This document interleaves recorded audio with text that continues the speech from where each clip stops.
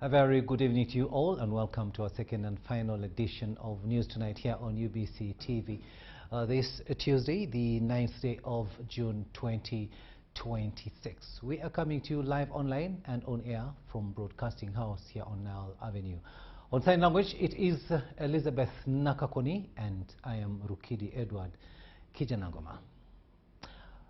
Uganda has today marked the 37th National Heroes Day with a subdued ceremony at State Lodge Nakasero as Ebola-related restrictions kept away public celebrations, military parades and medal awards.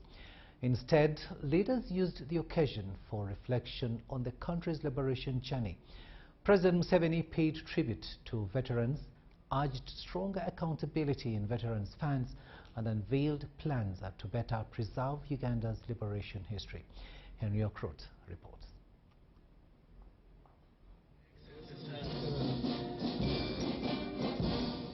Unlike previous National Heroes Day celebrations, marked by military parades, medal awards, and large crowds, this year's commemoration was notably subdued.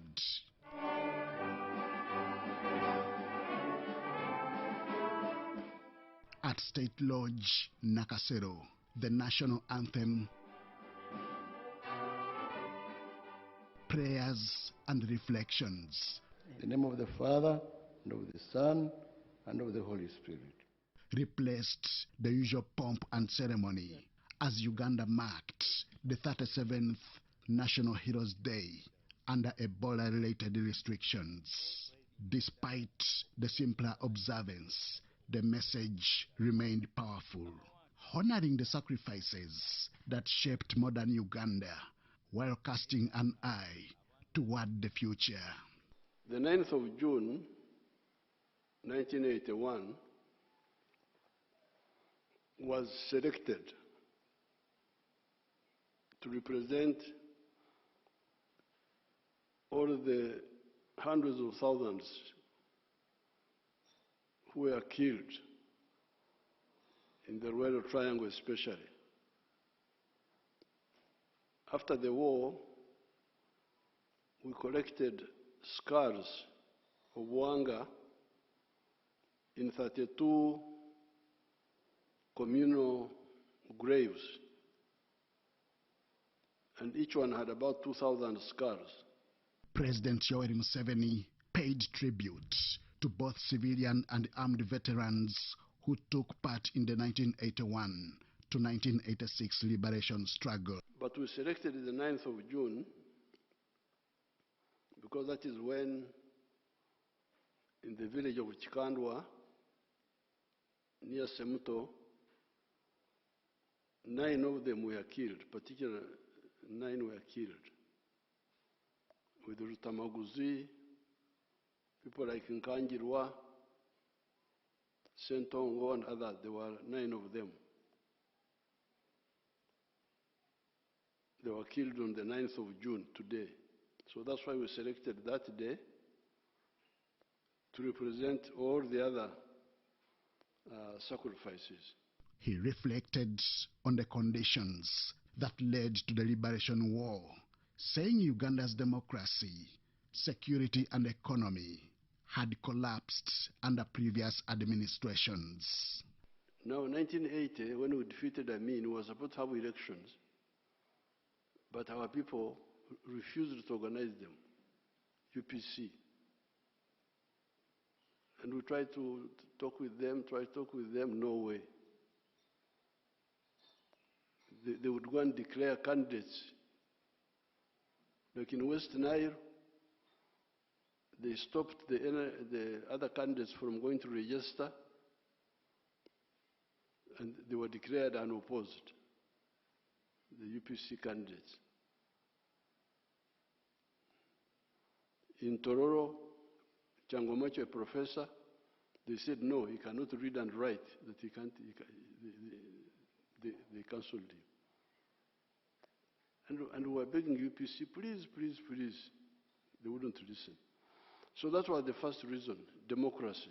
Museveni noted that the country's progress over the past 4 decades stands as evidence of the success of that struggle. However, he shifted focus to the welfare of veterans, directing leaders of veterans associations to account for how billion shillings allocated over the years has been utilized. Obuwumbi bibiri asatu mukamu bwalaga ku address ki bwalagawa.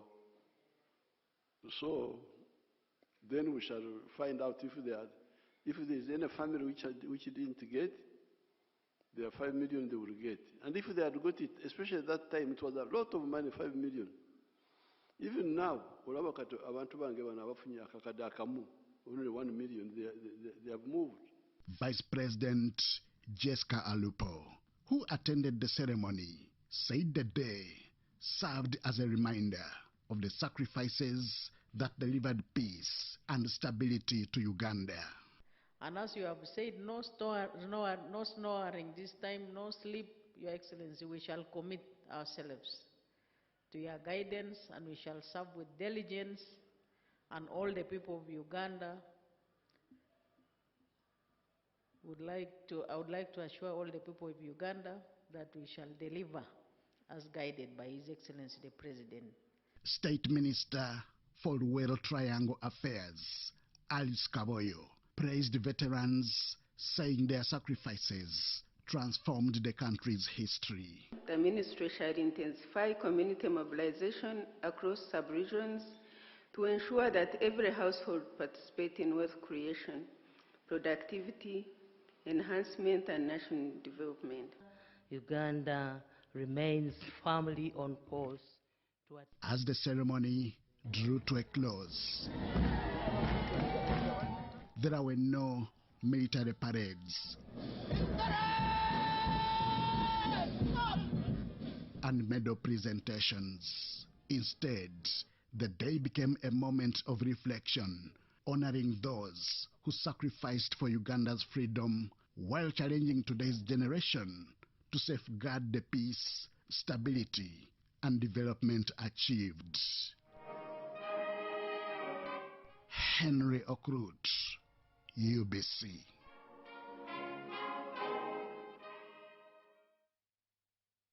Thanks, Henry, for that story there. Now, President Yoweri Museveni has met the East African Community Secretary General Stephen Patrick Mbundi and his delegation at State Lodge in Nakasero for talks on key issues affecting the regional bloc. The meeting focused on trade, infrastructure, staffing, health, financing, and other broader regional integration agenda. President Museveni, who is the chairperson of the East African Community Summit, said member states must strengthen cooperation and speed up the implementation of programs that promote shared prosperity across the region.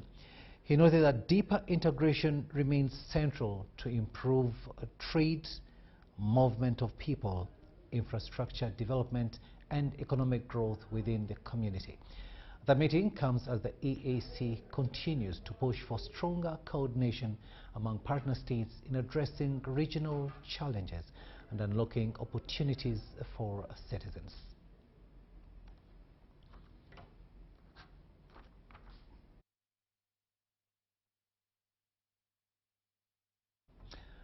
The Speaker of Parliament, Right Honourable Jacob Oboth, has re-echoed his stance to stamp out corruption in the August House so that it can perform its oversight role. Oboth was chief guest at the Thanksgiving dinner for the Right Honourable Nabanja Robina after swearing in as the new Prime Minister of Uganda.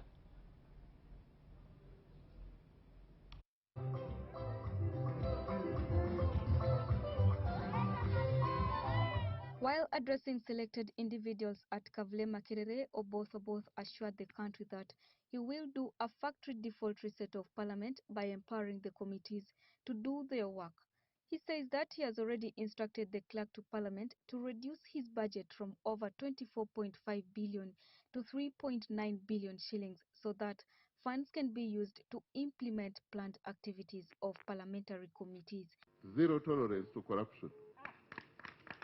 I have no monies to recover because I didn't spend any. The first thing I have done is that the money that was being in the office of the Speaker, 24-point-something billion, we are resetting it back. That money is going to the committee. That money is going already, beginning this financial year. Oboth emphasized that Parliament must be accountable first if it is to hold government officials accountable. He promises to ensure the parliamentary committee does its work. Parliament is the only place where accountability makes sense. And it starts with us. That was my pledge. We cannot hold other people accountable if we are not accountable ourselves. So members of Parliament, I want your support. The Speaker expressed concern over the delayed completion of the parliamentary chambers, yet funds are available. The chamber, taking from 2014 to date, unless you are building something else, but not that small parliament. How can you build it? And it's not that money is not there. Money is there every budget. This year there is 22 billion. But there is money in the account of Parliament in the Bank of Uganda. The Prime Minister, Robin Nabanja, thanked President Yoweri Museveni for the trust and confidence entrusted in her to serve as Prime Minister for the second time. I'm here basically to thank God and to thank the President.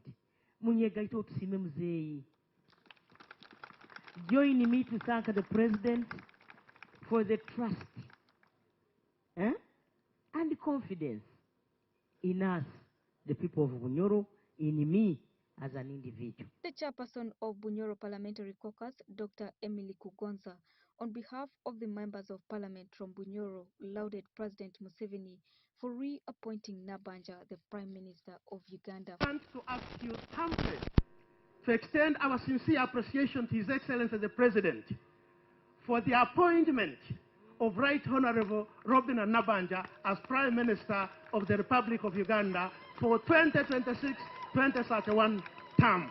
The dinner was graced by the Deputy Head of Public Service in charge of service delivery, Mrs. Jane Karisima, the Permanent Secretary, Mr. Julius Victor, the Chairperson of National Planning Authority, Dr. Pamela Mbabazi, dozens of members of Parliament, the LC5 Chairperson Wakiso Ian Cheyune, among other dignitaries.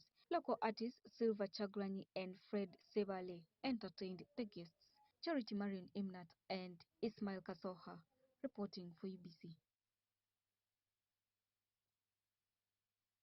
Uganda has commended the World Health Organization and other partners for coming out to support Uganda and the Democratic Republic of the Congo, DRC, to collaborate in ending the Ebola outbreak.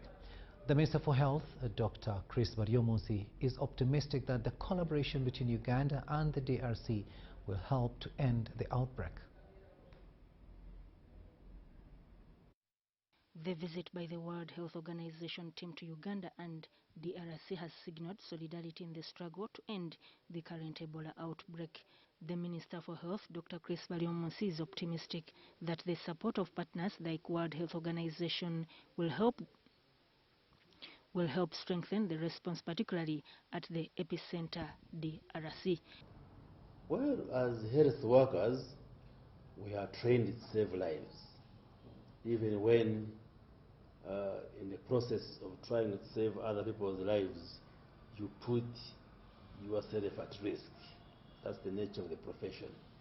But we try as much as possible to provide protective gear to the health workers, because Ebola, yes, is a dangerous disease, but once you put on protective wear as a health worker and you avoid the risk of getting in touch with the body fluids of an infected person, then you stand a high chance of not contracting it. Because it's not airborne, it's not like COVID, which is airborne. You can't just get it from sitting next to somebody who is affected. You must physically get into contact with the body fluids like saliva, mucus, vomit, urine, blood. And in DRC also people are recovering. Although there is no vaccine and treatment, still people are recovering through medical support. But of course we need to expedite also the research on the candidate vaccines and treatments. So one thing that Uganda asked is to take part in this. Uganda is preparing to send medical teams to DRC with support from World Health Organization. And the decision that we have taken as a government is to open treatment centers in DRC. We shall open up to 4 treatment centers that will be located near the border of Uganda and DRC, so that the people in Congo appreciate that the kind of services they would be receiving within Uganda have been brought nearer to them, so there will be no need for them to cross into Uganda. And we hope this will help in arresting the transmission, especially here in Uganda, including sending there our experts, our health workers, to assist the Congolese in managing this outbreak. Minister Baliomonse has called on the public to be calm and take responsibility in curbing the spread of the Ebola virus disease by following standard operating procedures.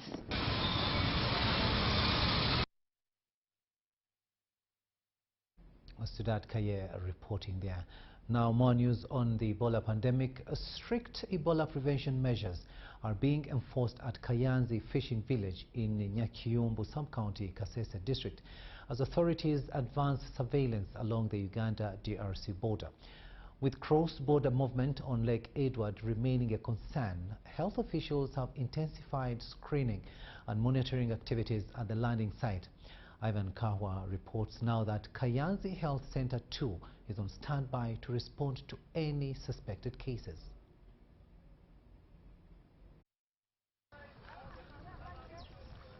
Authorities in Nyakiyumbu sub-county at Kayanzi fishing village in Kasese district are enforcing strict health protocols against Ebola among members of the community. Fishing is the main economic activity at the landing site on Lake Edward, which separates Uganda from the Democratic Republic of Congo. DRC remains a key concern due to cross-border movement and the risk of disease transmission. The DRC waters are very distant. We don't even reach there because we have only 33 vessels. So the waters we have are enough. Fishing activities were temporarily suspended for 2 days amid concerns that Ugandan fishermen could be interacting with their Congolese counterparts without proper monitoring. So after a thorough research, it was proved that our landing site, there is no any other contact with the DRC people. So after those 2 days, we were allowed to continue fishing. Before setting off for fishing, all Ugandan fishermen are registered. Upon return, they undergo health screening before interacting with the rest of the community.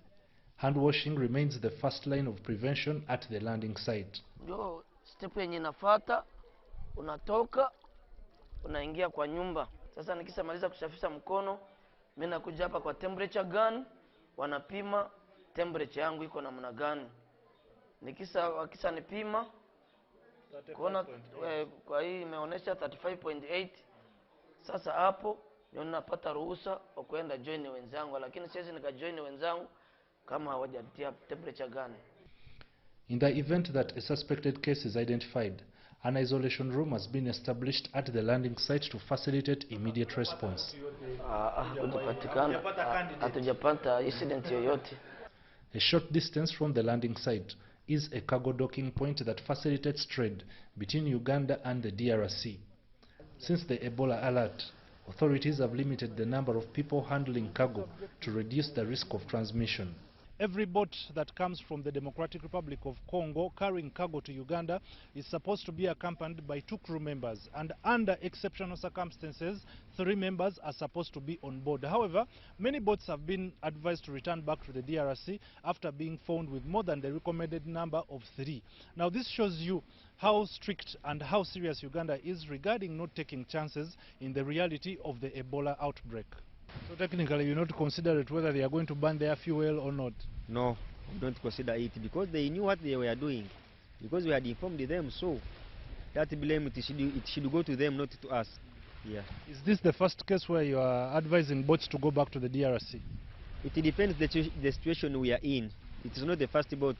I do recall when the epidemic broke out recently, there is some boats, they were 3 in number. We told them to go back because the instruction had come from the main hospital there. Only individuals with required documentation are allowed to access the docking area. So these are crew members who have just arrived with the other boat from the DRC. So that's the process. When they reach here, they are subjected to washing their hands. Health workers conduct temperature screening and record personal details of all persons entering or leaving the area. We have the system. We enter this detail on the system of the Ministry of Health. Yes.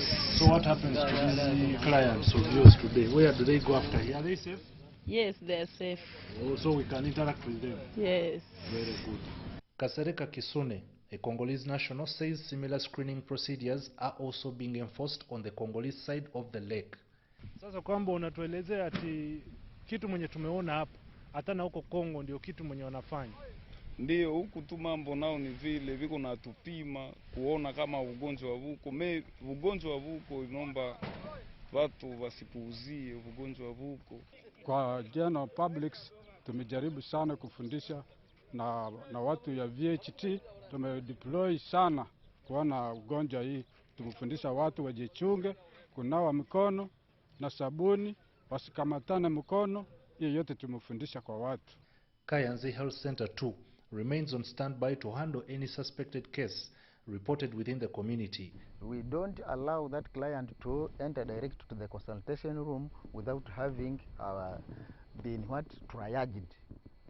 Triaging is the first place where a client first reaches for observations. In the few past days, we had 42 who presented with fever, yes, and flu, but that didn't make us have more report to do what to report on as Ebola case.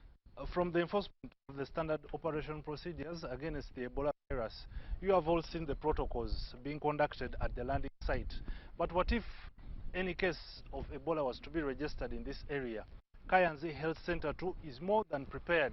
There is a prevention infection isolation house that can accommodate 2 people before being referred to Wera General Hospital.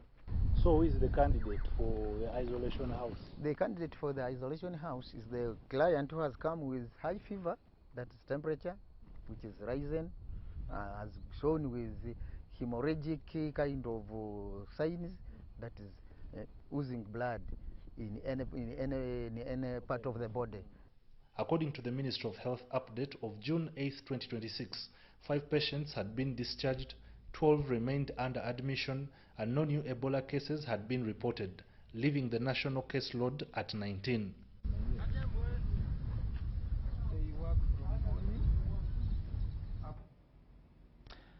Ivan Kawa reporting there, and thank you so much for having managed to communicate in Kiswahili, because that is what is normally used at the border there. To other news now, and after years of environmental destruction and heated land disputes, hope is finally taking root in Kikuve district. The National Environment Management Authority, NEMA, alongside key partners, has launched a major restoration drive to revive the degraded Changwari landscape around Bugoma Forest, a bold step that's aimed at healing scarred ecosystems and easing long-standing tensions over land use and conservation. Susan Naunga reports. The lease granted by Bunyoro Kitara Kingdom to Hoima Sugar Limited for sugarcane cultivation on the ancestral land near Bugoma. The kingdom maintains that the project was intended to spur economic development and attract investment to the region. There was a contestation between Bunyoro Kingdom and NFA, where we went to court, and the courts of law clearly and rightly said that this land did not form part of Bugoma Central Forest Reserve. And thus it gave us a basis of leasing this land to Hoima Sugar. However, conservation agencies raised red flags, urging that parts of the leased land include natural forests, wetlands, wildlife habitats, ecotourism sites and cultural significant heritage areas that require protection. In August 2020, Hoima Sugar Limited secured an environmental and social impact assessment certificate from the National Environment Management Authority, paving way for the launch of Changwali Integrated Agricultural Project. The certificate outlined specific zones for sugarcane cultivation, urban settlement, ecotourism, forest conservation, and other approved land uses. We cancelled the earlier approval of 2020 allowing an urban settlement in the Changwali land. In 2022, environmental audits conducted by NEMA with conditions set out in the certificate. And the reason we cancelled it was we were almost running out of the forest. There was massive degradation, both in the Changwali land and the Bugoma Central Forest Reserve. Standoff has since triggered regulatory interventions, court battles, and restoration directives. NEMA ordered restoration of degraded sections of the ecosystem under supervision of Uganda Wildlife Authority and other environmental agencies. NEMA says the restoration plans would be sanctioned following extensive consultations with all stakeholders, setting the stage for official launch of the broader restoration initiative. So we issued an environmental restoration order directing Hoima Sugar Limited to restore the degraded lands under their course, and to restore it based on an approved restoration plan. The Jane Goodall Institute has since joined the effort, providing technical support to advance ecosystem recovery and promote sustainable conservation in Bugoma. We supported the communities in Chikume, in Masindi and Kagati to plant 950,000 seedlings. Meanwhile, the Uganda Wildlife Authority has taken a firm stance, declaring protected zones off limits as it moves to enforce conservation boundaries. In a related development, Bugoma forest boundaries were recently reopened in a move aimed at curbing further degradation among ongoing tension. So far, approximately 3 square miles of degraded land have been restored through enrichment, planting, and other ecosystem rehabilitation efforts. Susan Naonga reporting for ABC TV. NRM leaders have intensified mobilization efforts in Kalangala district ahead of the forthcoming Woman Member of Parliament by-election. The Director for Mobilization at the NRM Secretariat, Dr. Rosemary Seninde, met district leaders, party officials and grassroots mobilizers to strengthen party structures. Sudat Kaye gives us more. The battle for the Kalangala Woman MP seat has intensified after top NRM leaders descended on the island district to rally support for the party's candidate ahead of tomorrow's nominations. The purpose of this meeting is was basically to call for unity in Kalangala, because we know very well this time round we are contesting with an opposition, and that is NOP. We have a NOP candidate. We are yet to see what happens during the nomination days, whether we shall have other candidates that will nominate. But as far as we are concerned, NRM has got a candidate whom we intend to nominate tomorrow on the 10th. Now, I want to ask the people of Kalangala to remember that President Museveni is now the president of Uganda. He was elected by these people. They voted for him with over 58% in Kalangala. They have actually voted all the councillors almost are all NRM. The MPs are almost all NRM. So this is the time they should remember that even for the woman MP, they must vote for an NRM who will be able to join a voice with the other MPs and fight for their rights and fight for their interests. NRM Vice Chairperson for Buganda, Alhaj Haruna Kasoro, NRM Director for Mobilization, Rosemary Nasuga Seninde, and Ambassador James Chinobe met district leaders and party supporters at the NRM offices in Kalangala, where they officially presented the party flag bearer. Tetusobola kuwangulwa kalluka.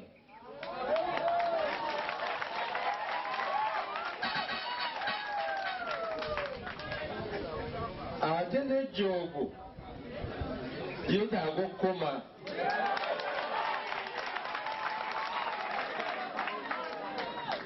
Ssemateeka akirambika butereevu nti abantu abali mu kitundu kye kimu nga bakoleramu emirimu beerondemu omukulembeze waabwe oluvannyuma lw'emyaka 5 agenda abakiikire mu paalamenti ng'atwala ensonga zaabwe.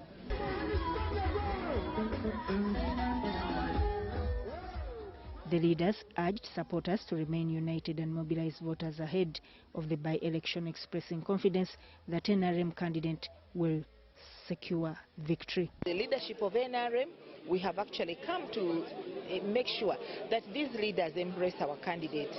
Of course, she's the candidate we have. She's the one who is holding the flag already.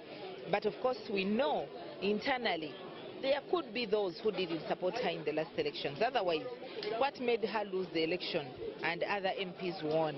So those are some of the gaps we have actually come to also analyze and be able to find mitigations to close those gaps. It's very interesting that we have had very good meeting. We have had a very good meeting. We have even had people who were in opposition who have shown interest in supporting NRM. One of them is the person who was the speaker of the district, who has vowed to support our candidate with all the NUP supporters he has been working with. Dr. Seninde called on residents to support Nabaiga, saying her election would strengthen coordination between local leaders and the central government in addressing the district's development needs. Residents highlighted health services and transport as some of the key issues they expect their next representative to prioritize.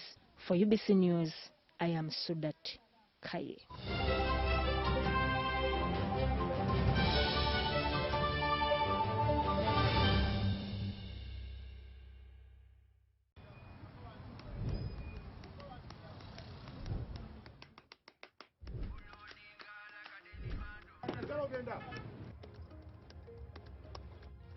And that's it for today.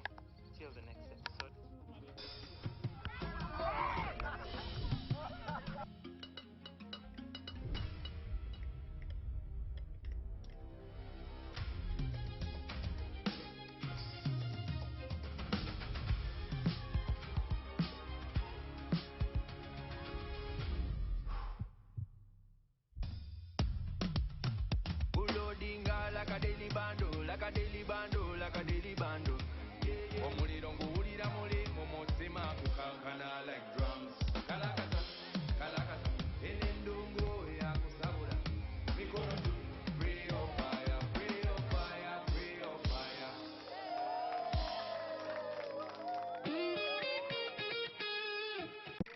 In a fast-moving world, why are we still stuck with paperwork?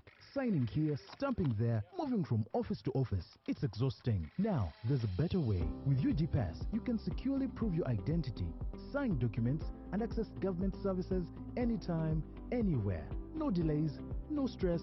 Everything is instant, safe, secure, and government-backed. UG Pass, your identity secured. Available in the Apple App Store and Google Play Store. UG Pass is a product of Nita Uganda. All right, listen up. Colgate is on a mission. It's kind of a big thing. Colgate Herbal uses traditional nature's herbs and combines it with Colgate science for healthy gums and strong teeth. Colgate Charcoal Gentle Clean cleans and polishes teeth for a whiter smile and a naturally fresh and clean mouth. Choose natural. Choose Colgate Charcoal.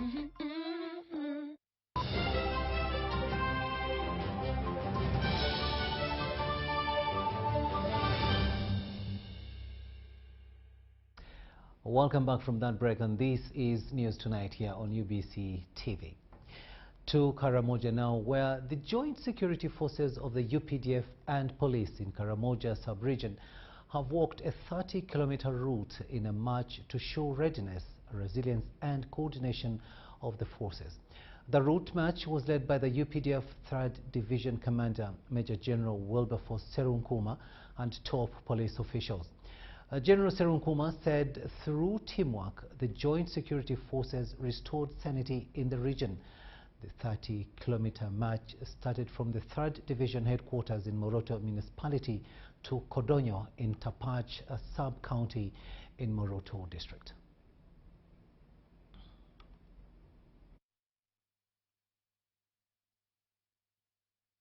Not only team up when we are in operation, or later PK, later SMG, later NIN.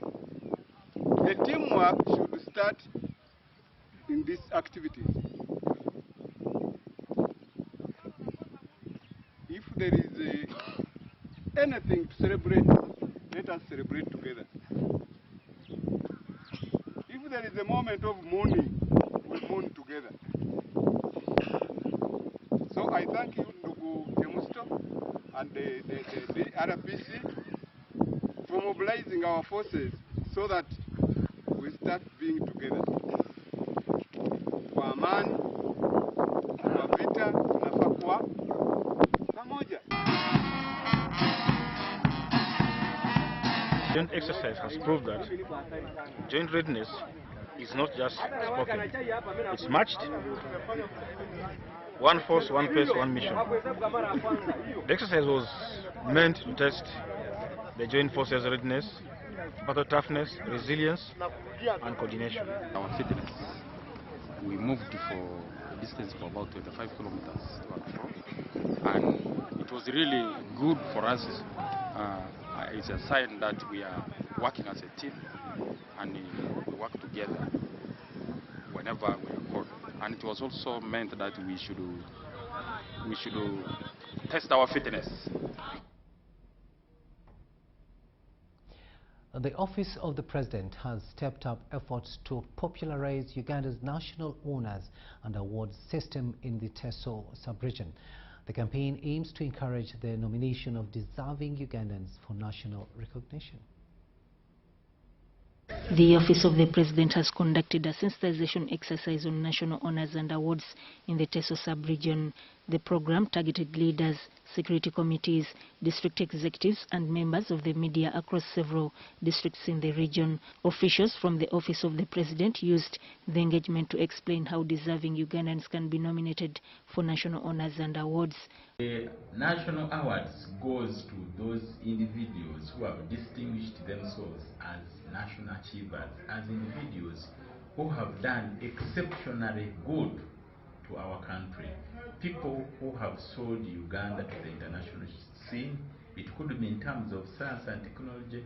It could be in the area of national development, contributing to the development of our country. Mulambe also outlined the criteria used to identify deserving recipients.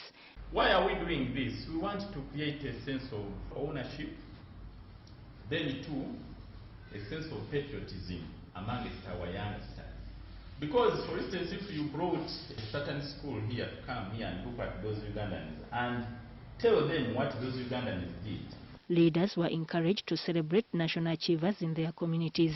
First of all, you're not supposed to nominate yourself. When you do that, you will be like blowing your own trumpet. Another key area here that I want to point out is that even if when someone passes on, that individual can be identified and be recognized for his or her outstanding achievement. Participants welcomed the initiative and called for a transparent nomination process. And they must be outstanding contributors in the development of our societies, development in the country. So that was what we had. It was in line with the process of. I would request that in a sub-county there is a sub-county council altogether. If someone has identified someone from a certain village or parish in a sub-county, that name should go through the sub-county councils. Local leaders said the program will strengthen patriotism and public service.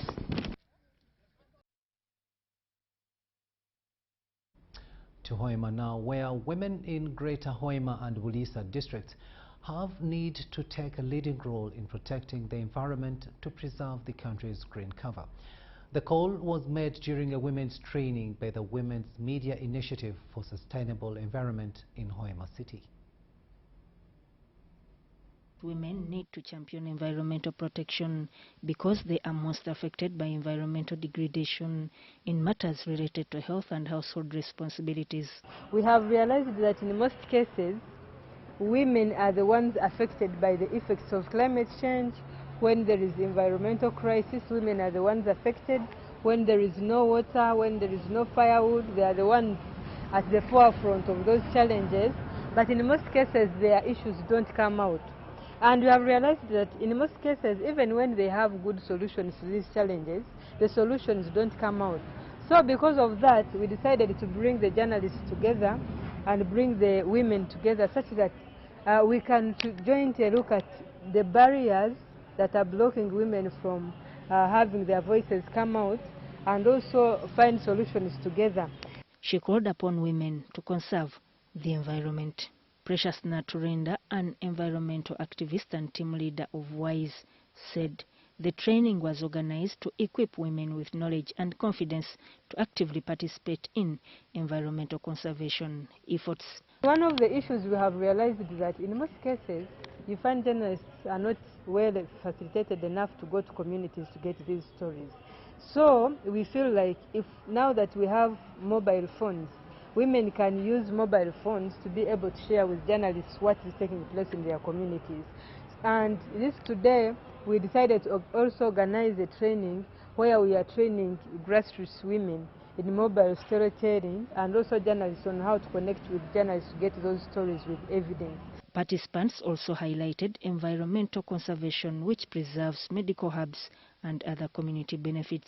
Somo tusomiri hauhangwa kulinda uhangwa wetu kandi kila mana twegese tubakyara tugenda mukisa kantu tenya nkwintu ira ntutimbisya bateme makala ntugula de ntutimbisya ikumanisa tubantu kuhenera uhangwa wetu atiki kwetagisiwa nkatwe bakyara tusimbe misali kitu mwenye sisi zaidi tunaona iko mafundisho hivyo. Tunaona iko kama sisi wabibi tunakaa pamoja, tunasikilizana, tunasikia mafunzo mzuri, hawezi pata shida.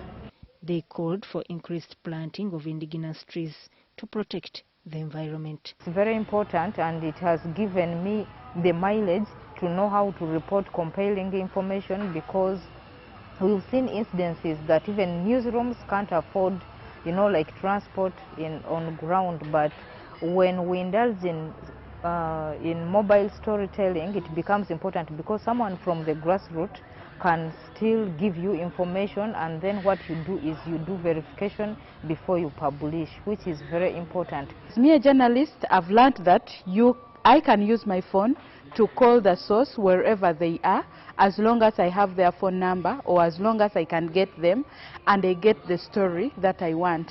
And I can be able to record it. Given the digital era we are in, you record the person from wherever they are and you do the story. Power. Women power. Men support. Ugandans have been challenged to take deliberate action in protecting trees and restoring the environment as climate change continues to threaten communities across the country and beyond. The appeal comes from environmental activist Patricia Faith Ariokot, who has completed a remarkable 100-hour walk around a single tree in Sonde, Namugongo, to highlight the indispensable role of trees in sustaining life. For 5 consecutive days, Patricia Faith Ariokot walked around a single tree in Sonde, Namugongo at Tembuzi Cultural Fun Park in a campaign to show the role trees play in sustaining life.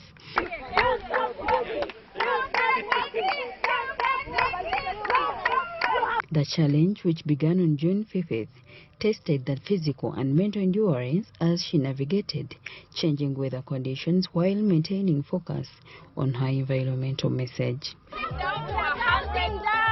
The walk concluded with celebrations from supporters.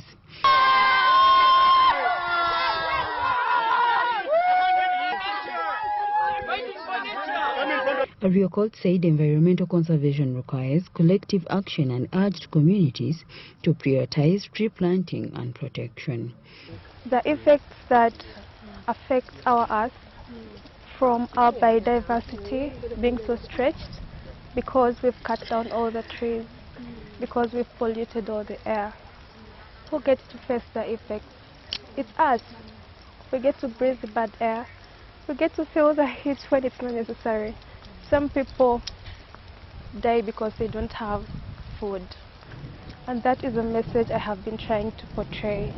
Friends and supporters praised her determination, describing the initiative as a powerful reminder of the relationship between people and nature. We believe that this world record that Faith has been able to achieve gives the visibility to the threat that environmental degradation and global warming is a threat to us all. But she has made it possible. She has set the bar so high, and I believe so many people are going to get the message and plant more trees and save the environment.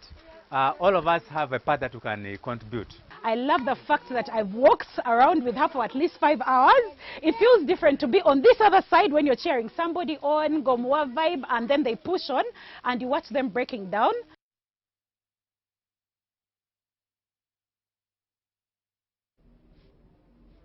What an incredible feat, and we should remember that Ariokot, who previously earned global recognition for hugging a tree continuously for 18 hours, is now awaiting Guinness World Records verification of her latest endurance feat. Very, very interesting. Now, the Ophelia Brown Foundation of Hope is supporting vulnerable children in Kamuli district to keep learners in school. The director, Jones Brown Lukoli, says improving access to education for disadvantaged children will enhance national development.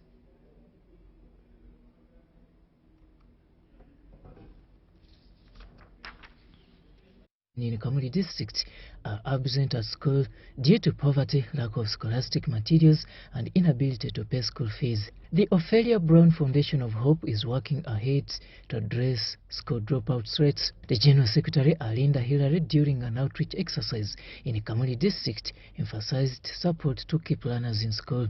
Here in Kamuli district, this season, trying to facilitate and help different students, different pupils in different schools by paying them for them school fees. We are also able to come along with scholastic materials like books, pens, pencils. The foundation targets children from disadvantaged backgrounds. The parents are some sort of at least relieved that their kids are still attending school, even in the hardest times they are facing. He noted that education remains one of the most effective tools for transforming communities and breaking the cycle of poverty. What we do here has impacted greatly the lives of people around and in this place. The kids are a bit joyous when you look at them or when you interact with them. Some of them are able to speak openly and freely and express themselves because of what we do here. Adding that the foundation will continue supporting vulnerable learners whenever resources allow. Our plan is quite broad.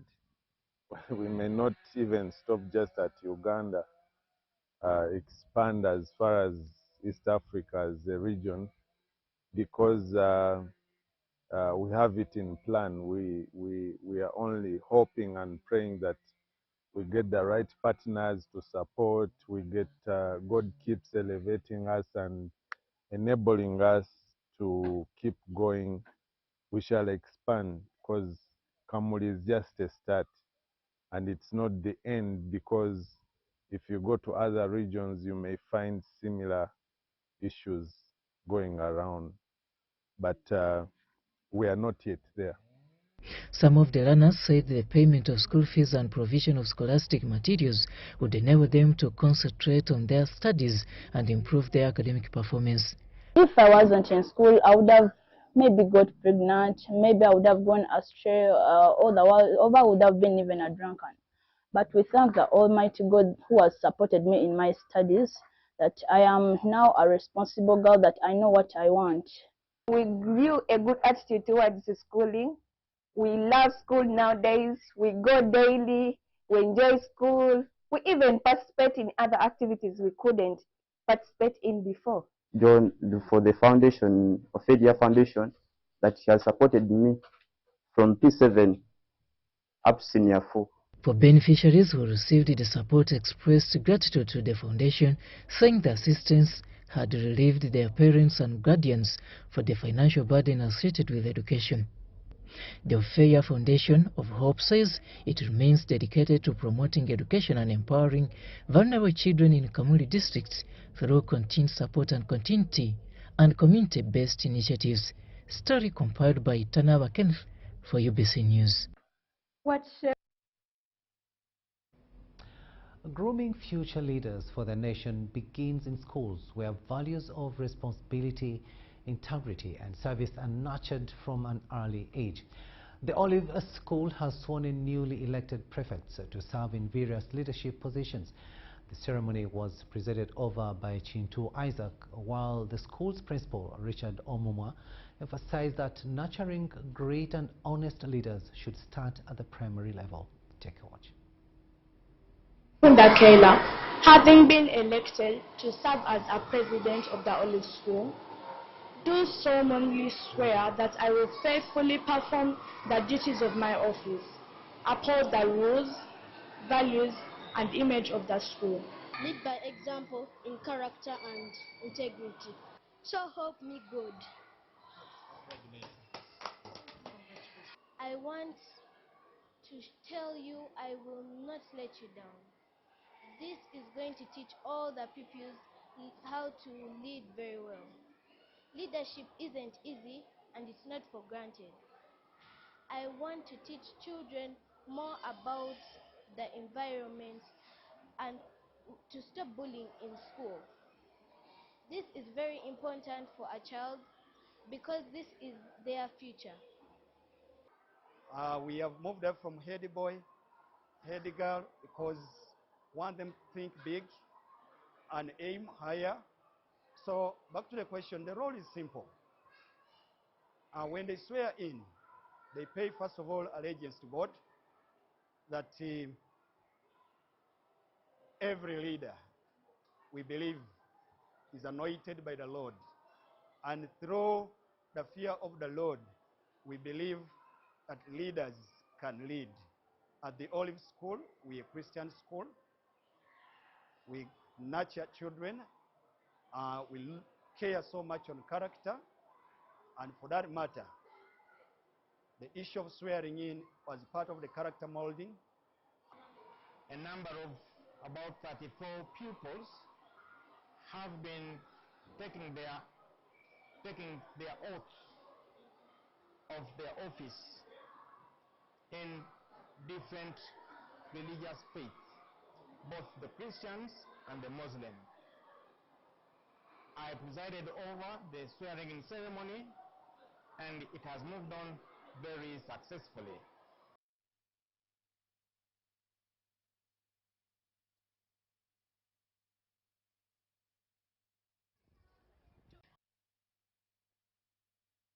Health complications and discrimination to security threats that are fueled by harmful myths and misconceptions. However, advocacy and government interventions and public awareness have promoted inclusion in society. Details in this story. Albinism is a genetic condition that affects the body's ability to produce melanin, the color pigment responsible for skin, hair, and eye color. The condition occurs among all races and ethnic groups. It is neither contagious nor a disease. Due to the lack of sufficient melanin, people with albinism are vulnerable to the effects of direct sunlight. Many suffer severe sunburns and risk developing skin cancer, visual impairment, including poor eyesight and sensitivity to bright light. Skins are very delicate. We always need to be put on protective clothing. For health, we also do lobby because our major threat is the skin cancer, cancer of the skin. Some people don't know about our skins. They only need to be sensitized. We are endangered species. We are being hunted. We don't need to move at night. We need to be in secure places. But many people with albinism still face discrimination and social stigma. In some communities, myths and misconceptions fuel exclusion. Our motto is that we are changing the image. People have various perceptions and ingratitude, bad attitude towards persons with albinism. At times they say that we don't die because people used to hide their children with albinism, and so at times when they would die, they would just say that they disappeared because they don't know about their whereabouts. Tubadde tulina ezisinga mu community ng'ez'okusaddaaka nti oba enviiri zaffe zirimu obugagga, abantu kati bagenze bakitegeera nti tetuli bizinensi wabula tulinga abantu abalala. Children with albinism are among the most affected. Many struggle to access education but are hindered by visual challenges and negative attitudes from peers and society. In Tanzania, people with albinism have historically faced attacks linked to harmful beliefs. Nga bagamba ekyo aniyo yazzeeyo maama we kale ne tusangibwa nti tuyisibwa mu ngeri ey'okusomoozebwa ku ssomero. Our parent, who we call the golden dad, this one has not run away from his family much as he has 4 children, but he's very supportive. They're together with the wife. But people with albinism have become influential voices championing inclusion, equality, and human dignity. We do hold graduation parties. Even this year, we have those ones who are going to graduate. So we always have role models to encourage others. Like now, for us, we are known for producing Mama Mzungu natural soaps. People come across it, but the people behind it are us, persons with albinism. How to apply sunscreen. What is the appropriate time for us to be in the garden? We grow our own food here. We eat our own food. So it doesn't mean that because you have albinism, you will not go to the garden. No, that is out. So osanga omuntu nabanga akola kye tuyita underranking, nabanga mufunza ali ayinza oba nga takulamu value, agamba aniyo nansaba omwana nti mutandika omutraining omupiira. At Kasengeje village in Wakiso district, Rebecca Nalule Mayanja, a retired teacher and parent to Naweje Dorin Mayanja, the founder of Women and Children of Albinism in Uganda. A mother of an albino child, and that child is called Doreen, and she's the founder of this organization, Women and Children with Albinism. Approached Webraya Church of Nkura and requested her to assist them with 4 albinism children who are being run by the mother from one place to another, hunted by the father who wanted to sell them. Rebecca Nalule Mayanja also narrated how they began supporting people with albinism in their community and the difficulties they faced along the journey. She brought 2 girls from Kayunga. One is called Dorcas, another one is called Mary. Now they have grown, but by the time they brought them, well, Mary was 3 years and Dorcas was 5. Those children, because I also have a child who is an albino, and we loved her, we didn't discriminate her. Naweje Dorin Mayanja told UBC, the founder of Women and Children of Albinism in Uganda, highlighted the challenges the organization has encountered while advocating for the rights and welfare of people with albinism. Women and Children with Albinism in Uganda. For us here, basically, we are looking at economic empowerment. Here we do very many outreaches. We did an outreach one time and we found a colleague, one of ours, our own. We realized that most of her problems were caused because the pockets were weak. But we realized that women were again more vulnerable as compared to our male counterparts, plus the children. There are initiatives to improve livelihoods in the Mama Muzungu project by equipping women and children with practical skills to empower people with albinism. Muzungu Natural Soaps is an economic empowering project for the women with albinism and mothers to children with albinism. They're the ones we look up to for this project. Because when the woman is economically empowered, they can achieve anything they really need in life. Different products we do. We have the Mama Muzungu Natural Soaps. Mama Muzungu Natural Soaps is good for any skin type. Be it me, be it you. Any skin type, whether you're dark, whether you're brown, whether you're chocolate, whether you're light as I am, it can be good for any skin type. Some are into shoe crafts, others are into production processing, some are into soap production, laundry soap, others are making bleach, detergents. The training in income generation and restoring their confidence seems to have had an impact. Wano we wanjigiriza nze nali nga simanyi nti neryo ne bannanga abalala. Naye nze kola sabbuuni gye nasinga okuyiga ennyo okukola. Era twakolanga nga nsevinga nensobola okufunamu bizinensi gye nnina. Okusomozebwa bwe nali nnina nali sisobola kubeerawo nga nsobola okuyimirizaawo abaana bange. They appeal to government to establish a sunscreen manufacturing factory in Uganda. Sunscreen is an essential product for people with albinism. We still need more help, to an extent of saying that those ones should be manufactured here. They should be manufactured here. Us, as persons with albinism, we use sunscreen lotions. Sunscreen lotions, it is a lotion that protects my skin from that direct sunlight. Because when I don't have a sunscreen, it's like our ARVs.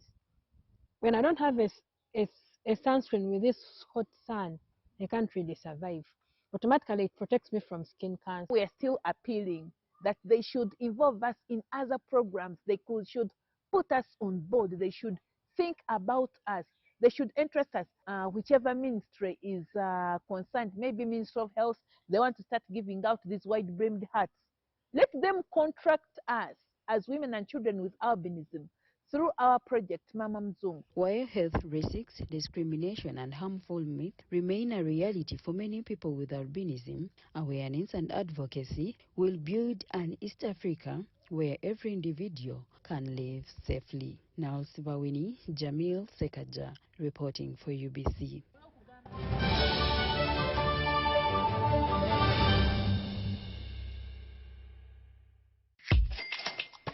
Today we are in Makerere College School and we've got our winner, and that is none other than Michelle. I am sure you've already gotten the school fees and the excitement is already there. Thank you so much. Michelle has won school fees for a year. Never Zaba Momo. 3-term phase cleared.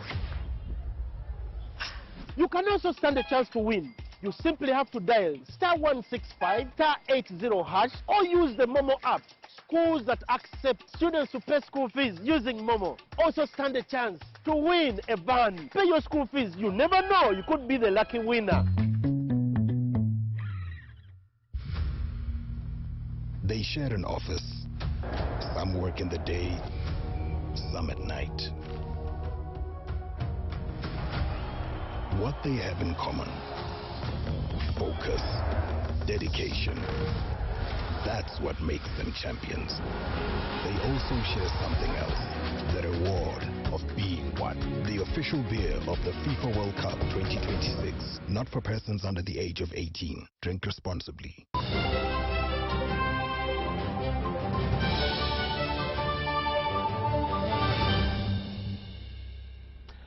Welcome back. Let's have a look at business news.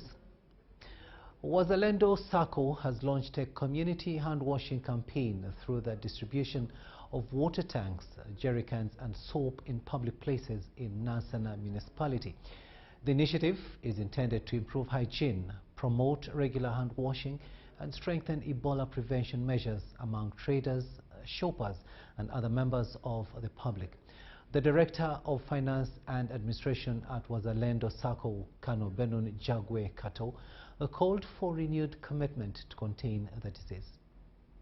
Even the community we interact with are safe.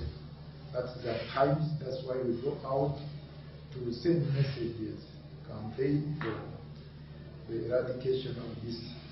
Now we have programs we are putting in place, moving the society closer to the society, more especially those concentrated areas like the markets, which are very more vulnerable for this disease. To send a message, all of us to move together, work as a group in making sure that we put to halt the spread of Ebola in Uganda. Let me allow me to appreciate the Minister of the government, the entire government, especially the President for the Republic of Uganda, and the Minister of Health, and the other ministries and organizations, agencies, for the effort and the Ebola measures they are putting in place in eradicating the problem. I want to appreciate the whole team, all the stakeholders who are here. Let's fight together in order to prevent this Ebola. Together, we shall win.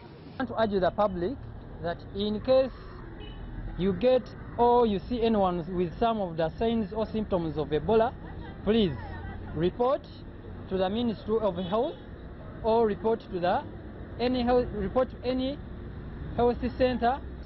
Let's do the hand washing with clean water, clean running water, and soap to ensure that we do the hand washing well.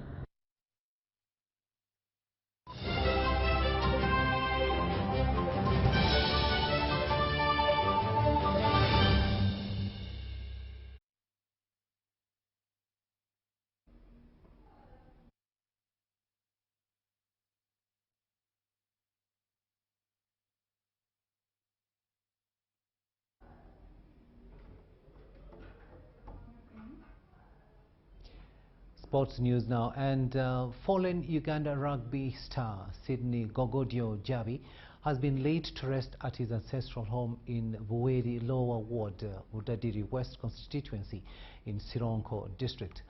Loved ones to the late Sydney and mourners appealed to President Museveni to direct a community court proceeding, just like it was with the case for Okello Oyum, so that quick justice is taken. Counsel James Jabi, the father to the late, condemned mob justice. Way, as defenseless as he looked, because he was not defenseless.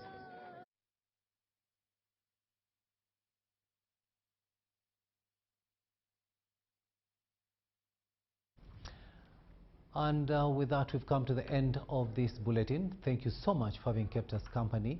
On sign language, it's been Elizabeth Nakakoni, and I am Rukidi Kiijjanangoma, wishing you a blessed night.